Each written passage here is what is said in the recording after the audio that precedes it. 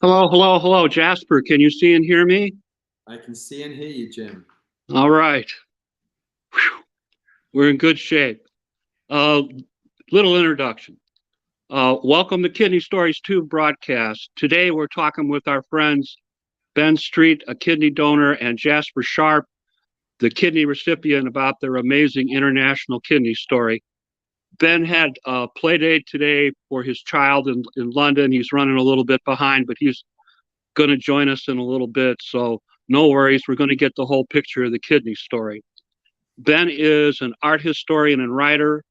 He has worked as an art history lecturer and educator at a wide variety of institutions, including the Museum of Modern Art and the Solomon R. Guggenheim Museum in New York, and the Tate and National Galleries in London. He's an author of a number of books, both for children and adult audiences. His most recent book is How to Enjoy Art, a guide for everyone. Our friend Jasper is a British art historian and curator. From 1999 to 2005, he worked at the Peggy Guggenheim collection in Venice and has lived in Vienna since 2006. He is the curator for modern and contemporary art at the Kunsthistorisches Museum. I didn't know I didn't pronounce that right. Yeah, He is currently preparing exhibit projects with artists like Ed Rushka, Lucian Freud, Richard Wright, and Joseph Cornell. Jasper's an advisor to the Outset Contemporary Art Fund, curator of the Talks program at the Frieze Masters in London, a member of the advisory board of the Sammelin Linkus, which provides studio residencies in Vienna for Australian and international artists. Ben and Jasper met New Year's Day 2002 in Venice, Italy, where Jasper and Ben were working on doing an internship at the Peggy Guggenheim Museum. They became friends and roommates. They have been great friends and collaborators ever since. In 2013, Jasper received his first notice that his kidneys were failing, and at some time in the near future, he would need a kidney transplant. The goal at that time was to try for a preemptive transplant and to avoid dialysis. His doctor estimated that it would be 1 to 7 years before he would need a transplant. She recommended a living donor. Jasper's family was ruled out because his condition is hereditary glomerulonephritis. Did I come close on that, Jasper? Yeah, it's better than I can do, I think, Jim. Okay, and that may have been present on both sides of his family. So the friends became the next group to consider as potential donors. In 2015, Ben received a phone call in London from Alex Truby, an old friend of Jasper's. Alex tells Ben that Jasper's very ill and needs people to test for him to see if they could donate a kidney to Jasper. Jasper would need a kidney transplant sometime in the future. When asked if he would consider being a donor for Jasper, Ben readily agreed to it. There were a group of people that Alex had phoned, and gradually, one by one, dropped off or were disqualified as donors, all except for Ben. He became the only potential living donor left. From 2015 until 2021, Ben was steadfast in his determination to help Jasper. Jasper is a blood type B+, which means he can only accept a donation from someone who is a B, an AB, or an O. Between 2015 and the summer of 2021, Ben would have come to from London to Vienna, a distance of approximately 767 miles by air, a 2-hour plus flight for tests, scan, blood pressure monitoring, and x-rays. Ben had to make this journey somewhere between 6 and 8 times, at least once a year, to update his medical condition. Around 2019, it became clear the transplant team wanted to go forward, but this was also the time of the COVID-19 virus becoming prominent. So this caused delays in kidney transplants worldwide. Jim, can I pause you there? Ben is here. Can we let him in? Oh, Ben is here. Okay. He's the real guest of honor. Yeah. Okay. There he is. Hi, can you hear me? We can Ben, hear are you. you there? What happened? He disappeared. It must have been something I said. Can we try again? What do we got here?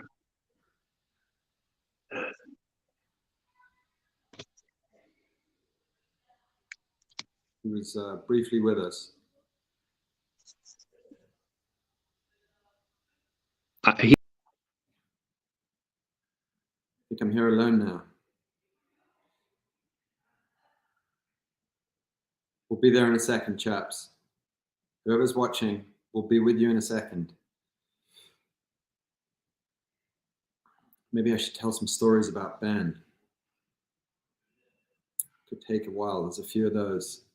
Oh, here's Jim back.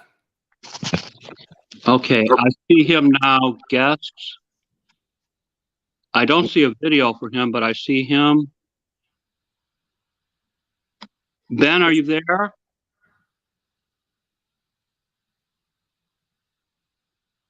Okay, well, let me finish up my introduction. Because of the delay, Jasper's doctors began to aim for April of 2020. The operation was pushed to the middle of August 2020. The transplant group wanted Ben to update his cross-match study as well as multiple other tests to make sure his kidney was still compatible for Jasper. The virus restrictions made travel difficult. After Ben's arrival, all tests were updated. Then the men awaited the results.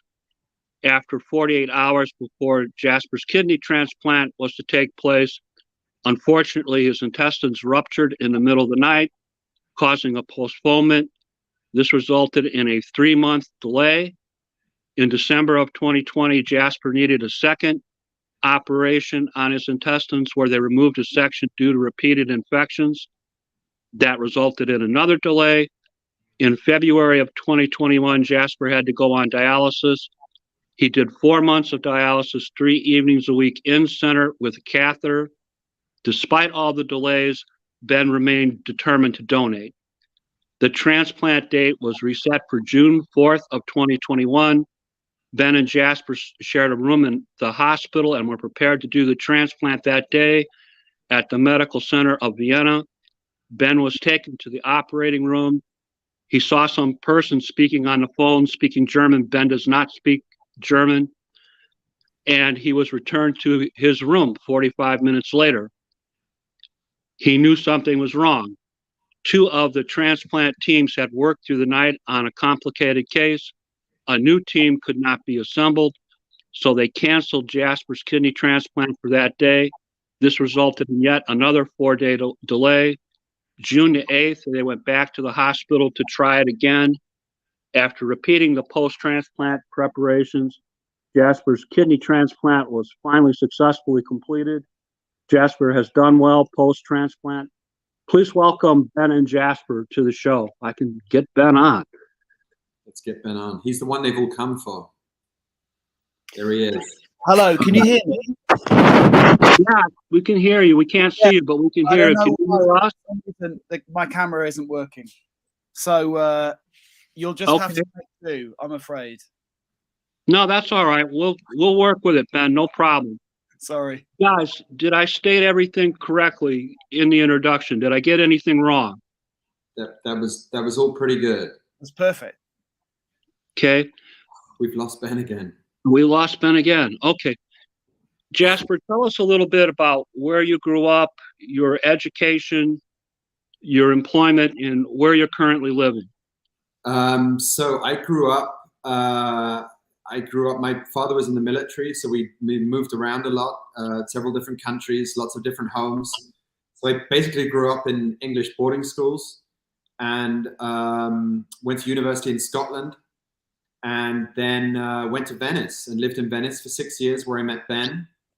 And after that, briefly in New York, and now I've been in Vienna for 16 years, the longest I've ever been anywhere. And I'm married to a lovely Austrian, and we have a lovely half English, half Austrian daughter. And yeah, so I'm in Vienna now. Ben is in London, and yeah, let's try and get him back on. We're trying. I don't see him as a guest again. Hopefully trying to log on something other than with his Apple. Jasper, what's the distance between London and Vienna?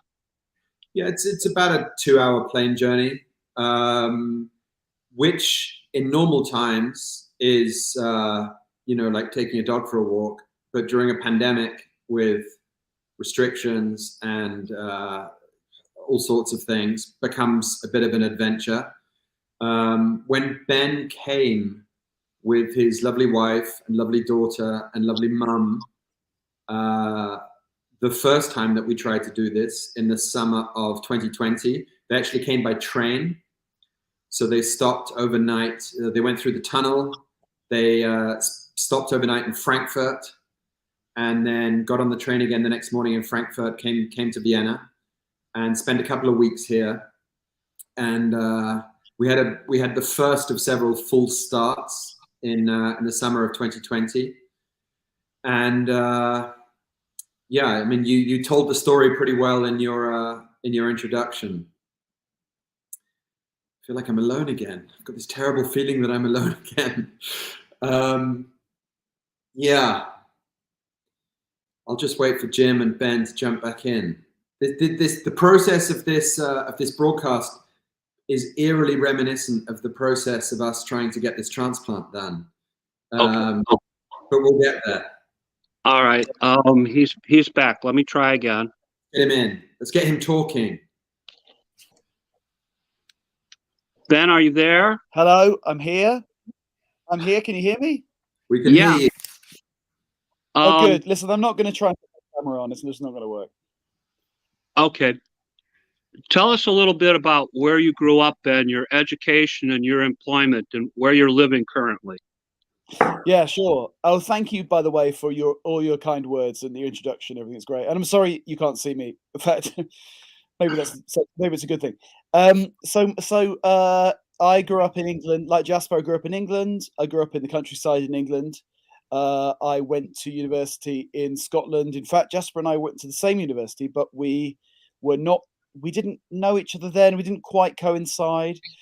And my employment is that I work I'm an art historian, which means that I'm a writer and a researcher and a lecturer and a teacher. That's kind of the range of things that I do. And that sort of shared interest that we have is what brought Jasper and I together in a way in the first place, because we met in Venice, both working for the same museum. And our friendship is slightly built upon a number of things, but it's also built upon a love of art and an interest in, talking about it and seeing art and all of that and sharing ideas and things like that. Okay. Story. Ben, tell us a little bit about how you and Jasper met, how you became friends. Well, we met, we were thrown together in a way because we both, he had an apartment with a spare room, and it just happened to be available at just the time I needed it. And so that was arranged before we'd actually met each other. So we were it was a blind date. Poor guy.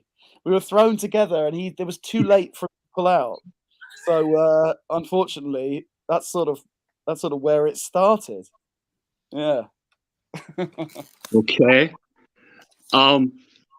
Jasper, I understand you were diagnosed in 2013. Tell us a little bit about what happened. Yeah, so I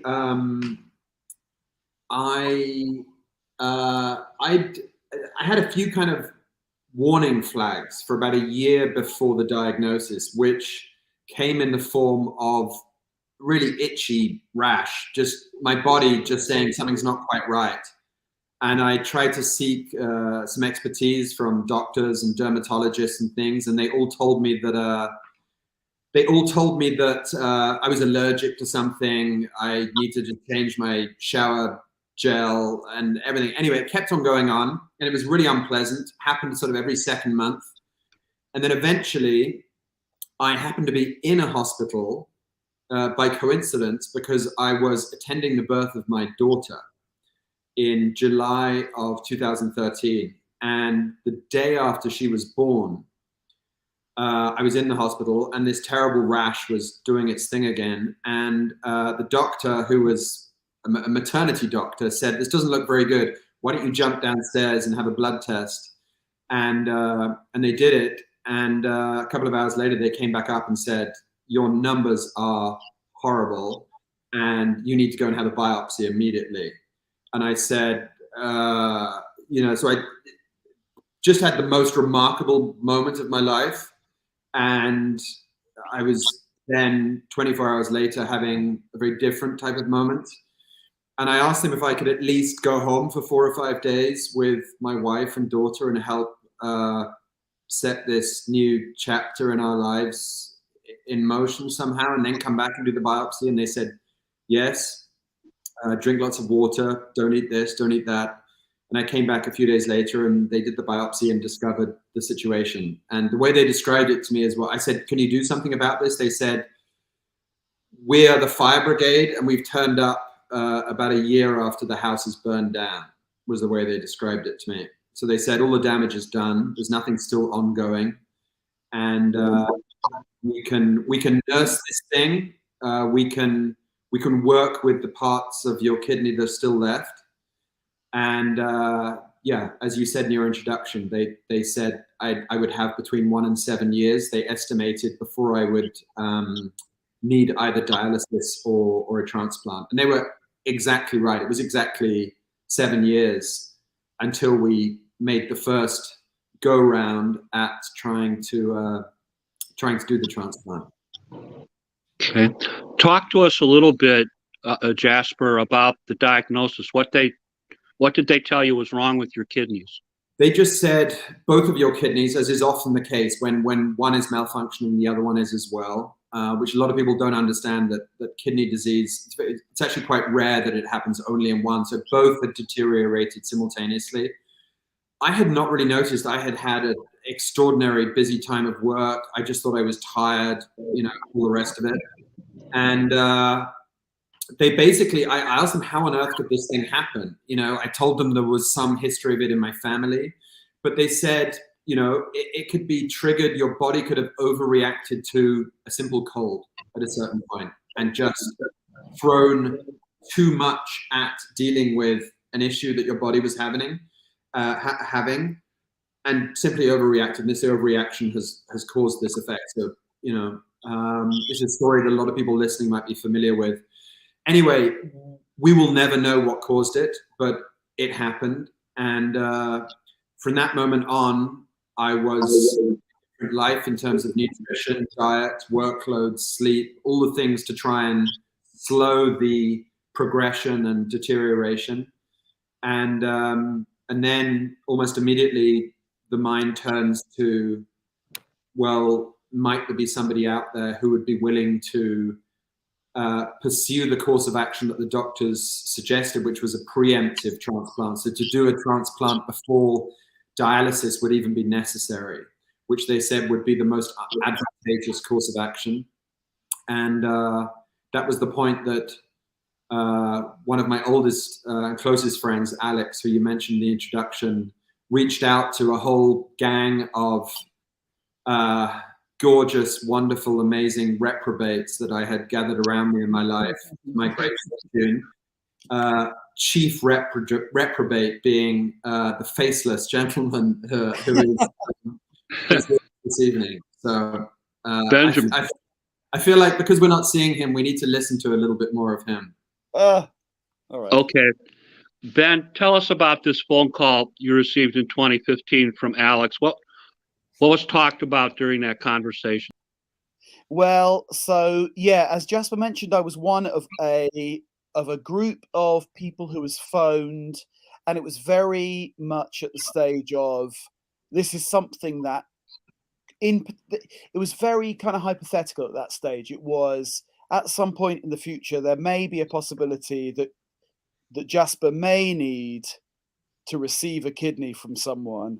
Do you think this is something that really there might be a vague possibility of you being interested in doing? So it was all phrased in this very what's the word? There was no sense of, he didn't convey a sense of urgency. He also didn't convey a sense of he was going to lay any guilt on if the decision wasn't made or any of that. So, and I like a lot of, I think a lot of, well, I mean, the natural thing is that, you know, some people couldn't do it because they were the wrong blood type. So they were immediately, you know, off the list. I remained on the list, and as did a few others. And then gradually what happened was, you know, various other factors came into play. Like they might have a family member who was uncomfortable with that taking place, which is obviously fully reasonable, or they themselves had a change of heart, or whatever. Life circumstances had meant that they had, you know, changed their mind or whatever. And as it sort of, as the years, maybe not as, maybe that's a bit dramatic, as the months went by, it was, the list was getting shorter basically. And I was, it ended up being just me on the list. And I mean, and also the other thing is, I mean, this is maybe not to preempt any later questions, but you know, you make a decision to do this kind of thing. I mean, I made the decision to do it at a time in my life when I was single. It's hard to believe, I know, but there was a time. You can't see my face. So if you saw my face, if you saw my face, you'd say, "God, you're not single now." No, they but there's a time in my life when I had very few, you know, you're at that time when you don't have huge responsibilities. So you'll think, I'm now a dad and everything. You know, when you think, oh yeah, no, of course, you know, I can do that. And you think of it to begin with in very vague terms. And to be honest, as the years went by and I did go to Austria and do these series of tests, it felt pretty abstract, almost right up until it happened. It felt very kind of theoretical, weirdly enough. Even though I was, you know, doing a lot of blood tests and I was doing a lot of comprehensive series of all kinds of different tests, even then it felt like something that could almost be pushed down the road forever. You know, the day would never come in some ways. Okay. I think when you're in a foreign hospital and you're having all sorts of things strapped to you and blood taken out of you and probes put into you, I mean, it felt like we were contestants on some completely bizarre game show for a long time. You know, that makes light of a serious situation, but yeah, it had a quality of, I mean, you've just heard him being ridiculous. We were ridiculous through this entire process in terms of laughing and trying to see the wonderful absurdity of this, horrible situation. And, you know, Ben made an important point while he was talking then. I remember when I sat with the hospital psychologist very early on in this, and she said, you know, is there somebody that you think might do this? And we talked, and she said, tell me about this Ben guy. Is he married? Does he have kids? No, he's single, you know, which, you know, if you could see him, you would be amazed that could ever have been the situation. And she said, that's great. We like the single ones. And I said, why is that? They said, you know, because at the moment they're married or they have a partner, you know, the complicated factors. And to the enormous tribute of both of Ben's lovely wife, Maria, that didn't become an issue ever. She was extraordinarily supportive. And then even when the two of them produced this gorgeous little daughter, even then, when there's a whole different layer of responsibility that comes into their lives, they keep going with this steadfastness. And it is just, you know, it's extraordinary. It's amazing. Anyway, next question, Kent, before we start getting all fluffy. Jasper, What did that mean to you that Ben remained so loyal, that he made this commitment and he stuck with it? What did that mean to you? I mean, there's, you know, I'm sure a lot of people listening to this or watching this have, you know, are either watching or listening to it because they've been in a similar situation or they will be very soon. So they know that there's no answer to that question that sort of actually makes any sense. I mean, it's short of laying down your life for somebody, it's about the next most extraordinary thing you can do for anybody during your lifetime. So yeah, it's amazing. It's amazing on levels that are impossible to comprehend. We talk about amazing friendships, amazing gestures. You know, when you cook a meal for someone and carry it around and leave it on the front porch for them, you know, this is a whole nother stratosphere of gesture and behavior. The extraordinary thing was, people make impromptu extraordinary gestures when you jump out of your car and pull someone out of a burning wreck on the highway or something, where you don't even have time to think about it, which is an extraordinary thing to do. For me, there's another level of extraordinariness when you have years to think about what you're going to do. That is itself kind of a fascinating thing, because you have years of trying to rationalize a decision which actually is very hard ever to rationalize. I don't know, maybe Ben's the right person to talk about this, but I still, you know, people sort of say, have you made sense of what has happened even since?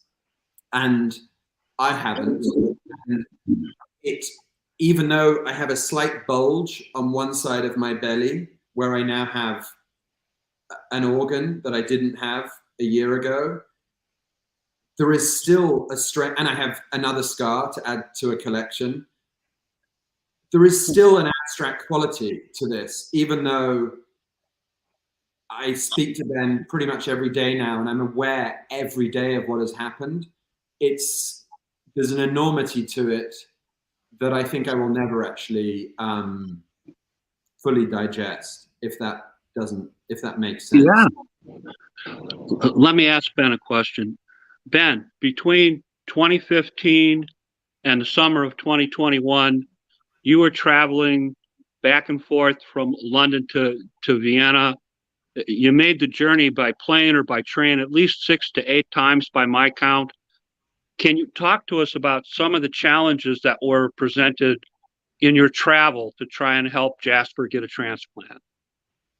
Yeah, I think the only challenge was well, no. In fact, it wasn't a challenge. I mean, for most of that time, my employment was freelance, which meant that I had time to be able to take a couple of days away to go and do that. And that's something that is worth flagging up, is that, you know, to be a donor, you have to be able to have a bit of flexibility of time in your week, because you can be away, and you know, we had to redo tests and things, so it's more of a time thing, really. I mean, the travel thing is, as Jasper said, it's an incredible thing if you think about the geography of the States where you are and how long it takes to get anywhere. I mean, it's only 2 hours and I'm in a completely different country with a totally different culture and you know, better food, frankly, and you know, a different language and all that. So it honestly, in a way, and I'm also in my work used to traveling quite a lot. So, and the other thing is, we were able to, you know, make the trip not just be about doing, you know, a series of blood tests. We did other things. That was one of the things that Jasper was very good at managing, kind of orchestrating, was that, you know, we'd have a very early morning trip to the hospital to do, you know, 24 hours of blood pressure or hours and hours or whatever it was, and we would do other things to kind of cushion the blow, as it were. So that was not really, I can't really complain. I mean, he lives in Vienna. I mean, you know, it turns out he lives in Vienna. And I don't know if anyone listening has been to Vienna, but it's pretty nice. I mean, Vienna is incredible. You know,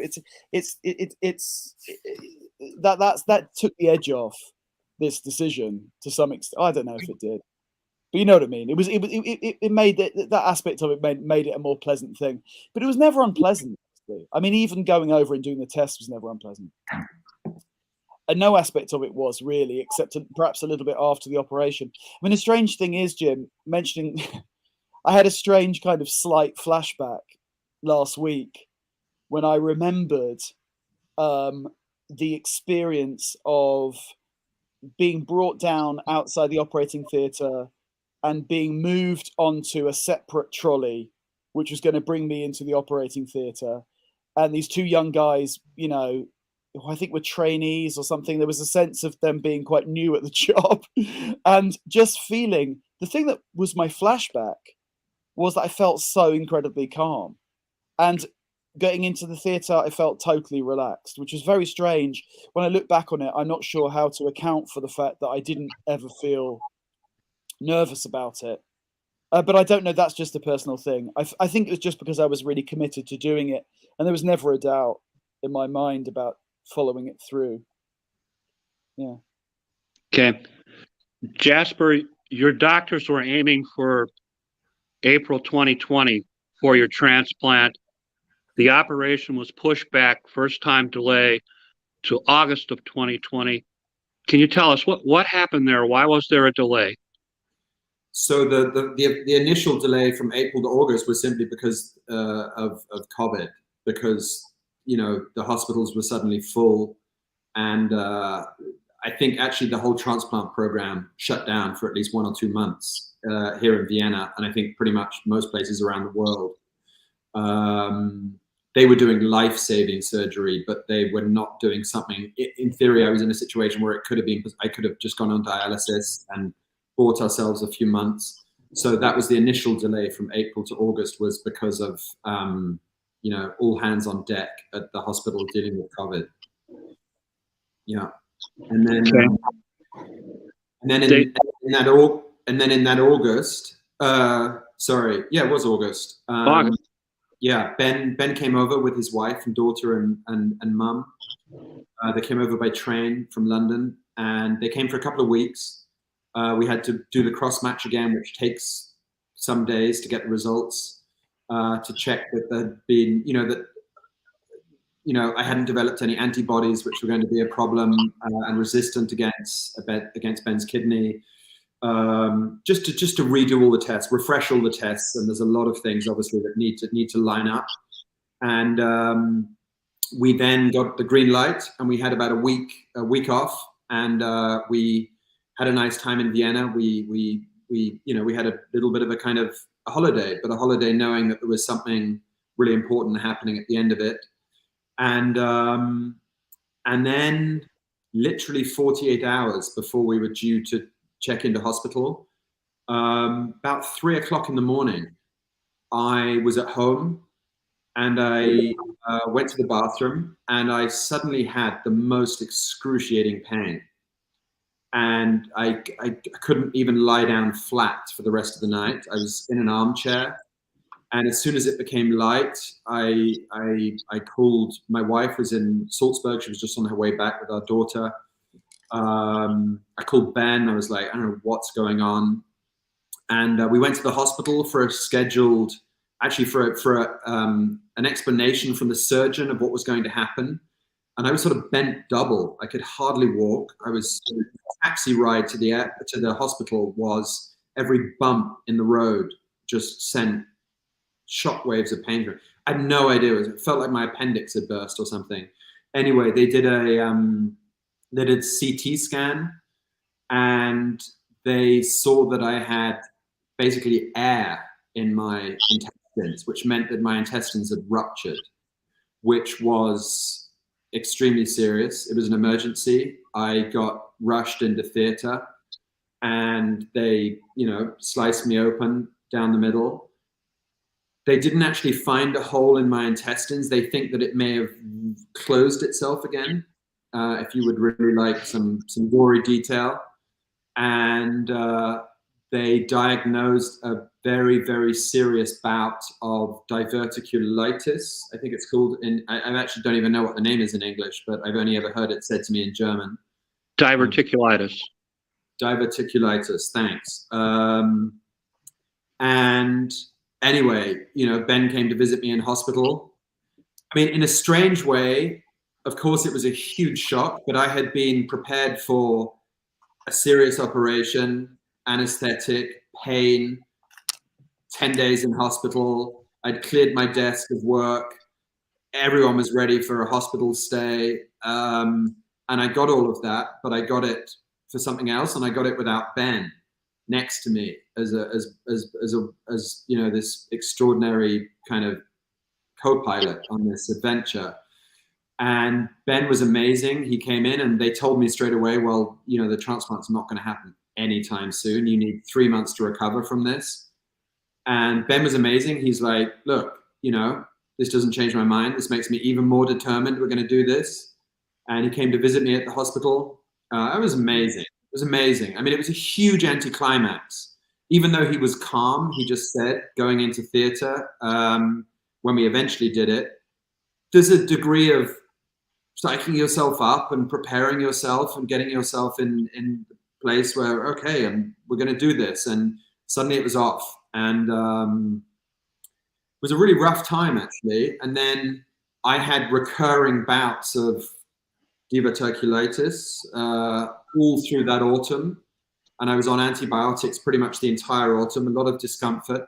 And eventually they said to me, look, we cannot do the transplant while you have a repeated infection in your body, because if we do the transplant and then you have an infection, we're in serious trouble while you have no immune system. So in the Christmas of 2020, they actually decided to take out a chunk of my intestines, the part that was being infected repeatedly. So I had another serious operation. They basically reopened the initial surgery that they'd done in the summer of 2020 and took, I don't know how many centimeters of me out. I was told I didn't need it anyway. Like, well, why did God give it to me? I'm sure there's a reason I had it.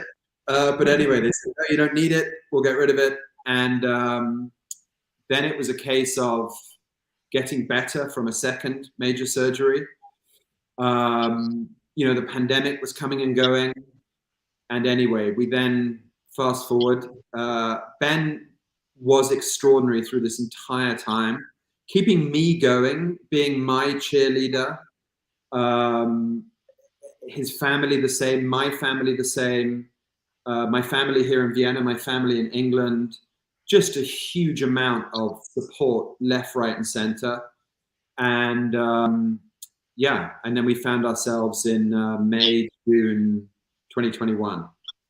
And now that's Ben. I've actually got a photo of Ben up on my telephone so that when he's speaking, I'm going to hold a picture of him. Okay. Well, Ben, what were your what were your thoughts during the delay? What were you doing? What were you thinking about? With the delay, it had been so long already. Like we had waited so long. We'd had to be so patient for so many years. A little delay was no big deal. Honestly, it was no big deal. It was just, it's a big thing. It's going to happen. If it gets a bit delayed for whatever reason, it's fine. Honestly, it was anticlimactic because, as Jasper said, there is a little bit of psyching yourself up that's involved. And if it had not happened when it did, that would again perhaps have been I don't know, slight feeling of setback. But honestly, it's part of the whole thing. I mean, there were, when I sort of signed up to do it, I knew that I knew it was going to be a long road, and I knew there were going to be, some physically uncomfortable experiences to go through. Nothing on the scale of what Jasper's had to go through, like nothing. I mean, my physical discomfort was always really minor. But you do know when you sign up for it, you're like, well, this is a you're aware of the scale of the thing. You're aware of how big it is. And so when things like that happen, you say, well, this is small. This is a small thing in relation to the whole experience, to be honest. Okay. In February of 2021, Jasper, it's my understanding that you started dialysis. Can you tell us a little bit about that? Yeah, when I came out of the second operation, the resection where they took away part of my intestines in very early January 2021, they said to me, we'd like you to go on dialysis straight away. I'd had a bit of a very rough stay in hospital for the second operation. My body basically completely shut down. I was devoid of energy. It was weirdly tougher than the first one, possibly because it was the second major surgery within 6 months. And I said to them, can I just have a few weeks with nothing in my body, as few visits to the can I just have a couple of weeks to kind of get back on my feet after the second surgery? And they said yes, but they said my numbers were getting increasingly bad, and they said, look, we just got to do it. So we did a catheter in my chest, and I started dialysis. I began nights, 3 nights a week. So I would leave home at sort of 6:30 in the evening, and I'd come back after midnight in the hospital. I felt like a bit of a charlatan there, because I knew this would hopefully only be 4 or 5 months. And I knew that across from me in the same room, there were people that had been there for years and didn't have, either were waiting for a magic phone call, their number came up and there was a kidney available for them. They didn't have an extraordinary person like Ben waiting to do this for them. So I felt I was, even though I was doing this and it was no fun and it didn't make me feel good, I felt as if I was in a more fortunate situation than most people there. So I did dialysis for 4 months. I eventually moved from evenings to mornings, which was not a good idea in the end, because then it kind of wiped me out for the whole rest of the day. Whereas when I did the nights, the wipeout happened while I was sleeping. So if anyone ever finds themselves in this situation, it's quite good to do it in the evening. And then, we got ourselves to late May, and we had a May date, which got, we had a little hiccup, which you mentioned in your introduction, where we were literally 10 minutes away from doing this thing. And the dialysis teams had a horrifically difficult situation all through the night, and they'd had to call in kind of reinforcements, and they were basically not fresh enough to do our transplant early in the morning, sort of 7 o'clock in the morning. I think Ben was taken down. And so we had another full start to add to our catalog of full starts. And but anyway, this faceless, extraordinary gentleman who's on the call with us was like, hey, it's fine. We've got 4 days off. Let's go and enjoy Vienna. I did a bit more dialysis. We had a bit more schnitzel. We scarfed down a few more ice creams. We went for a long walk in the woods.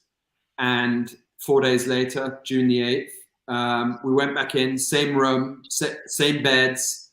Ben discovered the television remote control second time around, and played with the up and down function on his bed for hours on end. We had an amazing view over the entire city of Vienna. And then we came to the morning of June 9th, and then it was game time. Yeah. Okay. Let me ask Ben a question. This is probably the most bizarre part of this story. Ben, on June the 4th, there's Ben. From your point of view, what happened? Oh, do you mean June the 4th is the day when it didn't happen? Right, right. Yeah, well, I'll tell you what happened. I mean, night before, the night before, we're just kind of, we're in beds next to each other in this ward, in this room, and we're just kind of just chatting and, take it easy, go to sleep, get woken up the next morning I knew this would happen, bright and early. Guy comes in to get me. It's like, great. So I, say goodbye to Jasper. So, okay, let's go. Guy starts pushing me down the corridor. All the nurses and, the other, hospital staff are there that we got to know over our stay, and they're very nice. They're sort of cheering and clapping, or not quite as dramatic as that, but just being very supportive. Get me down in the lift, go down to the floor. We get outside the theatre, and the guy has to go and make a phone call, and he makes a phone call. And when he comes back, he's pushing me back into the lift. The elevator pushes me back in. Like, he doesn't speak a word of English. I don't speak a word of German. Well, I don't speak much German, but, certainly no medical German. Despite my experiences, I've managed to pick no medical German up at all.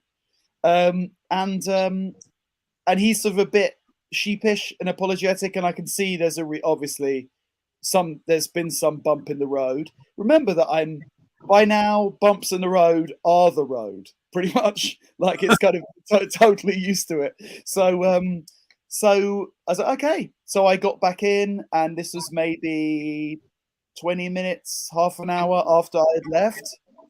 Jasper is still there in bed. Obviously, his initial thought probably wasn't that was quick, but it must have seemed like I just had a super quick kidney transplant.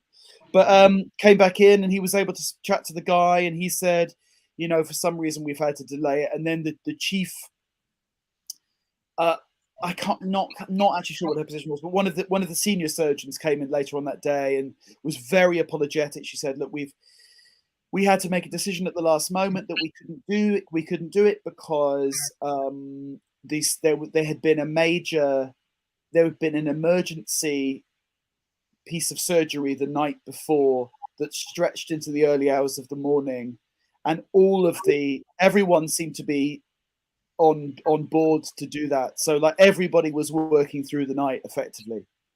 So they said, look, we decided to postpone this a little bit because, we feel that our surgeons need to rest.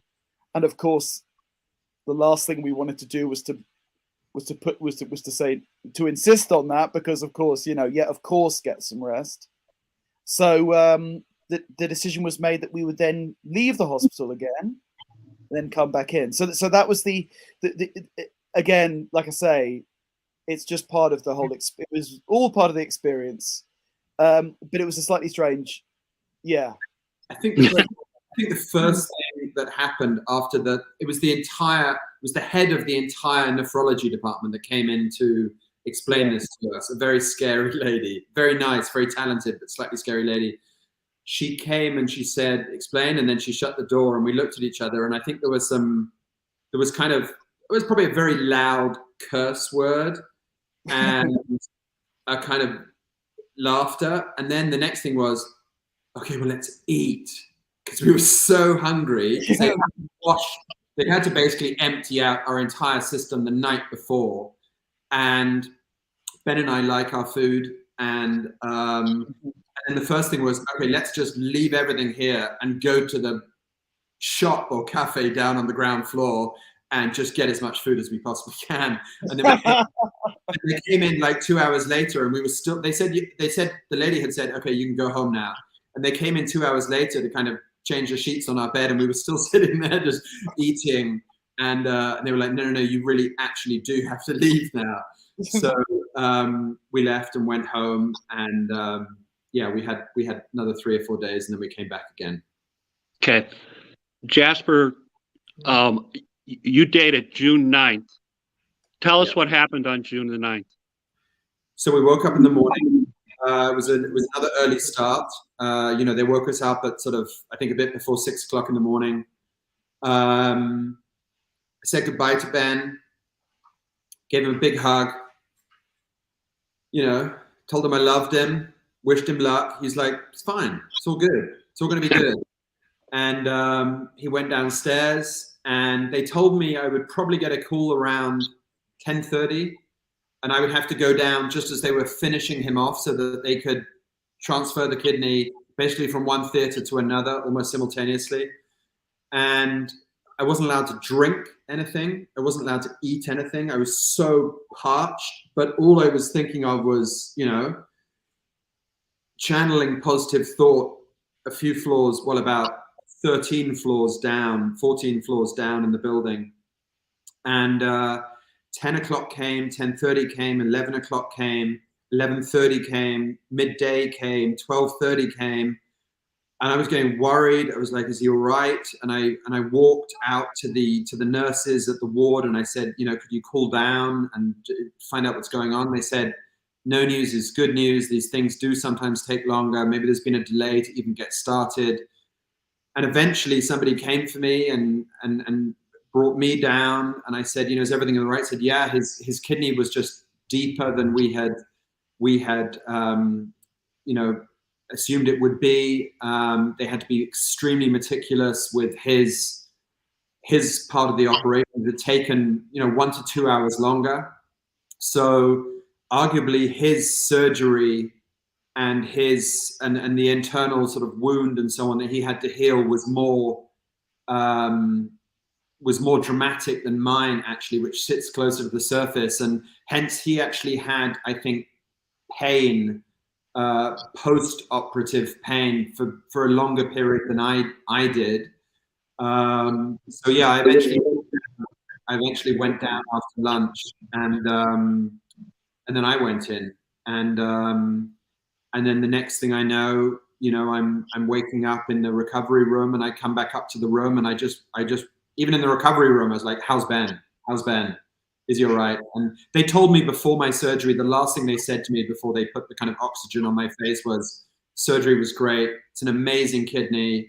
You know, all the way along, they said, he's got a Ferrari on one side and he's got like a, you know, Maserati on the other. You know, either way, you're in great shape. And they said, no, it's an amazing kidney. It looked beautiful. And then I saw Ben upstairs. He kind of, after the operation, he registered my coming into the room, but I could tell he was super sore. He was super tired. And I knew this already before the operation. I remember calling his mum some months before the operation saying, you know, my biggest single concern is that he's all right and he doesn't hurt too much and he doesn't have complications. I can deal with anything that happens to myself, but I would have found it really, really difficult to deal with any issues that he was having. And I could tell we were both in a world of pain for some time, but we knew that was going to happen. And we kept each other going. We helped each other out of beds for our first walks. We just tried, in a situation that was anything but funny, just to try. And we couldn't even make the situation funny because laughing was awful at the beginning. You know, I remember Ben told a joke, or I told a joke, or someone told a joke, and we were like, just stop, you know, don't even think about it. Because so the first few days were not much fun, but it was a whole lot better knowing that this extraordinary person was lying 2 meters away from me, and we were doing this together. So, you know, sorry, it was a long answer to your question, but okay. We're getting near the end here, guys, so we're going to have to keep answers short. Ben, tell us a little bit about the Da Vinci Machine. Okay, so listen, in a nutshell, you know that, you know, Jasper and I came together as friends because we're both in art and in museums.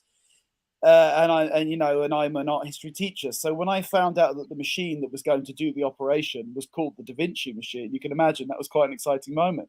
I don't know the whole history of the Da Vinci Machine, I have to admit, but I do know that the Da Vinci Machine is a beautiful, complex-looking machine that I was introduced to, you know, minutes before I was completely under, and you know, it's this amazing. I don't know what to say, really. I mean,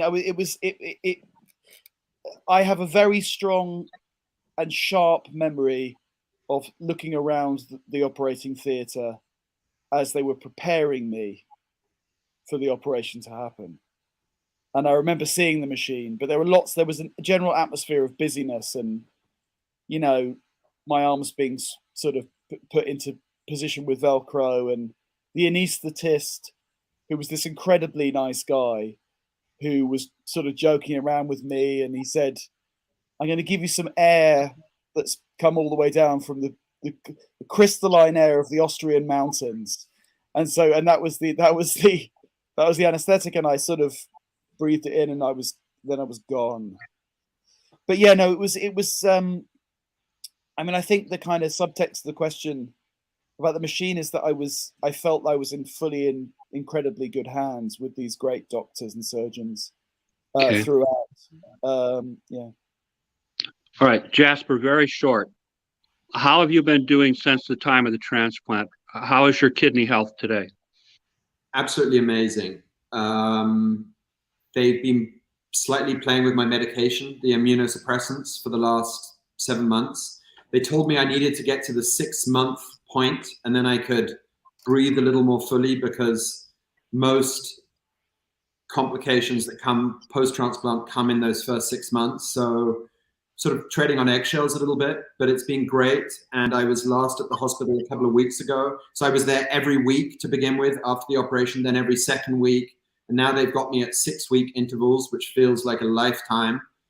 And the last time I was there, my all the important markers and readings.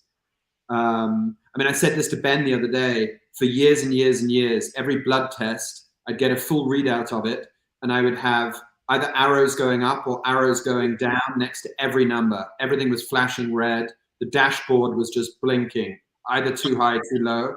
And the last time I went to the hospital, they gave me the readout of my blood, and the whole page was just black type, normal readings. And I just burst into tears again for like the 700th time. And the doctor said, "Yeah, you have the readings of a healthy person," and it's just extraordinary. So I feel great. I feel that things are possible. I feel that I mean, in answer to your question, Jim, I can't talk about this briefly because it's extraordinary. I mean, I've been given a chance which is you know, it's completely changed my life. It's extraordinary, you know. So in the briefest possible way, that's all I can really say. Okay, guys, I'm going to have to button this up because my phone's running out of juice. But I wanted to thank you for taking time to come on today and talk with us. And God, this is the greatest kidney story I ever heard. Just a terrific kidney story. And I thank you both for coming on. Next week, Tom Otterman on in space. Thank you, Ben, for being here. I'm, sorry about all the problems with the logistics. Both Jasper and I really appreciate you donating. That was a brave, great thing that you did. God bless you. Thank all you, right, Jim. guys. You take care. We'll talk soon. Thank you, Jim.